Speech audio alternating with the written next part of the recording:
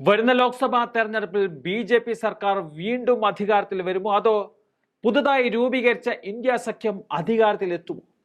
എത്ര സീറ്റുകളിലേക്ക് മുന്നണികൾ തെരഞ്ഞെടുക്കപ്പെടും?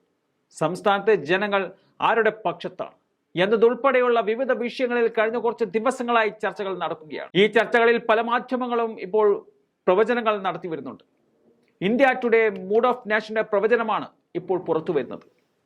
ഇന്ത്യ ടുഡേയുടെ mood of the nation February 2024 survey ലോക്സഭയിൽ നിന്നായി 35,801 പേരിൽ നിന്നാണ് അഭിപ്രായം തേടിയത്. 2023 ഡിസംബർ 15 മുതൽ 2024 ജനുവരി 28 വരെയാണ് അവർ സർവേ നടത്തിയത്. സർവേയിൽ ബി.ജെ.പിയുടെ നേതൃത്വത്തിൽ NDA സഖ്യം വീണ്ടും അധികാരത്തിൽ തുടരുമെന്ന് തന്നെയാണ് പറയുന്നത്.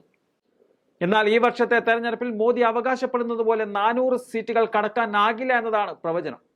NDAക്ക് 335 സീറ്റുകൾ നേടുമെന്നതാണ് മൂഡ് ഓഫ് നേഷന്റെ പ്രവചനം. 272 സീറ്റുകളാണ് സർക്കാർ രൂപീകരിക്കാൻ വേണ്ടത്. അതുകൊണ്ട് തന്നെ ബി.ജെ.പി. അധികാരം നിലനിർത്തുമെന്നതാണ് സർവേ പറയുന്നത്.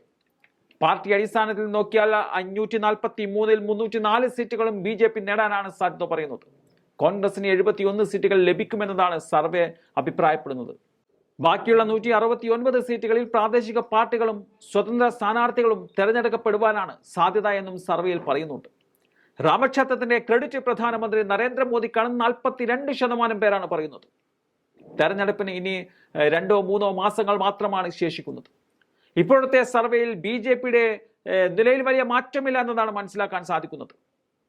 എന്നാൽ ഒന്ന് ആഞ്ഞ് ശ്രമിച്ചാൽ ഇത്തവണ ഭരണം പിടിക്കുവാനുള്ള സാഹചര്യം ഇന്ത്യ മുന്നണിക്ക് നിലവിലുണ്ട്.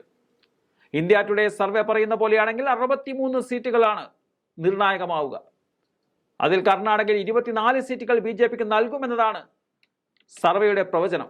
ഇപ്പോഴത്തെ സാഹചര്യത്തിൽ ബി.ജെ.പിക്ക് കർണാടകയിൽ സീറ്റുകൾ കുറയുമെന്ന കാര്യത്തിൽ ആർക്കും തർക്കമുണ്ടാവാൻ സാധ്യതയില്ല. അതുപോലെ തന്നെ മറ്റു പല സംസ്ഥാനങ്ങളിലും ഒരുപക്ഷെ ഇത്തവണ ബി.ജെ.പിക്ക് തിരിച്ചടി നേരിട്ടേക്കാവുന്ന സാധ്യതയുമുണ്ട്. അയോധ്യ മാത്രമാണ് ബി.ജെ.പിക്കുള്ള പിടിവള്ളി.